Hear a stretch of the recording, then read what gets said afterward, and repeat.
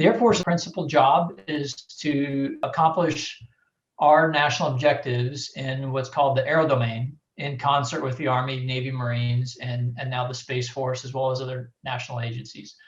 So my career began a little bit over 20 years ago. I left high school, went to the Air Force Academy. I really enjoyed that, a lot of opportunity.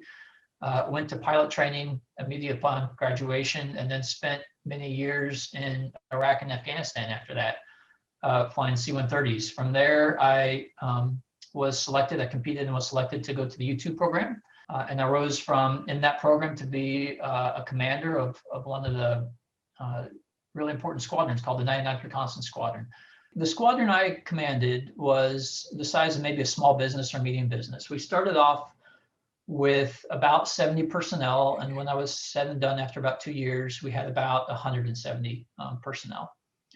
And they were from all different backgrounds. Generally, they were recruited in very highly talented individuals. And even with such a high talent pool, I wanted to sort out the wheat from the chaff and see who were the self-starters, who was really dedicated to achieving something, and who just kind of wanted to show up to work. So I sent out a letter that basically said, everybody's not going to be treated equally. Those of you that are willing to work hard and accept some risk and set forth a vision and risk failure along the way, I'm going to take care of you. Those of you that want to just show up to work, you're more than welcome to do that. But don't expect the same treatment or reward at the end of the day. Those that work hard and tackle hard problems will be recognized and rewarded.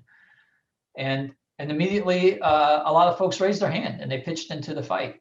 My job was then to remove barriers from them, to hold back the bureaucracy and institutional fear from onlookers, and allow my athletes, so to speak, to see how fast and hard they could run with a little bit of resources. Well, they partnered with Harvard. They partnered with GU Labs, the folks that make the energy food. They partnered with all sorts of national agencies. We partnered with Tesla and SpaceX. I think one of the lessons learned to share is that as each of you become future leaders at some point, running a company or managing a branch or being a project manager, if you advertise that you're wanting to do something great and you're willing to run and you're looking for your teammates or your support personnel or employees to come with you, there's going to be natural skepticism where people are going to wonder if you're legitimate, if you're going to stand up and actually fight the fights that you said you would and take care of the people that might work for you.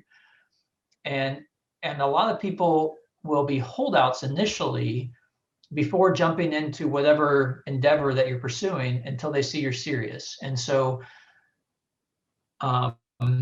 underwriting that seriousness is a matter of iteration. You have to kind of publicly show once that you're willing to defend your folks, and then twice, and then 3 times.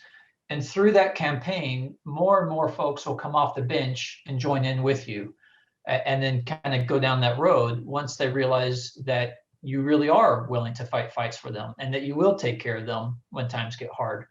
And so I think that persistence is very important in order to gain buy-in and trust. So I was very fortunate at the time that from 2017 to 2019, so the Chief of Staff of the Air Force, his name was General David Goldfein, and the Secretary of the Air Force, Dr. Heather Wilson, were really trying to empower frontline forces to make the Air Force much faster with respect to resourcing and finding the technologies and the new approaches that we needed to remain relevant with respect to what our tasks were to accomplish as an Air Force. The world is becoming very fast. It's becoming very tech-centric. And if the Air Force were to become too encumbered by bureaucracy or legacy mindsets, then we simply could not keep up with what our mandate was. And so they said, let frontline forces, such as squadrons and their personnel, have some autonomy. And so we captured that and ran with it.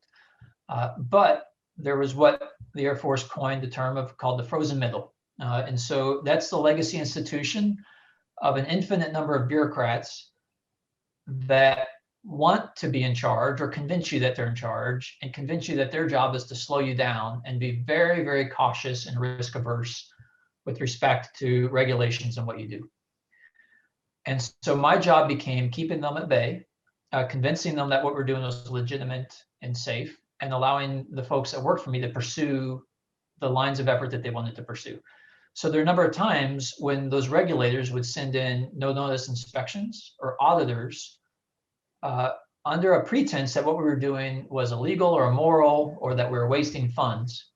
And so it felt at times like for every step forwards, we were taking 2 steps backwards and having to explain what we were doing. Imagine, for example, you're running a small business and your competition or some former manager continues to send in the IRS to do a tax audit on you. And you're constantly going through tax audits.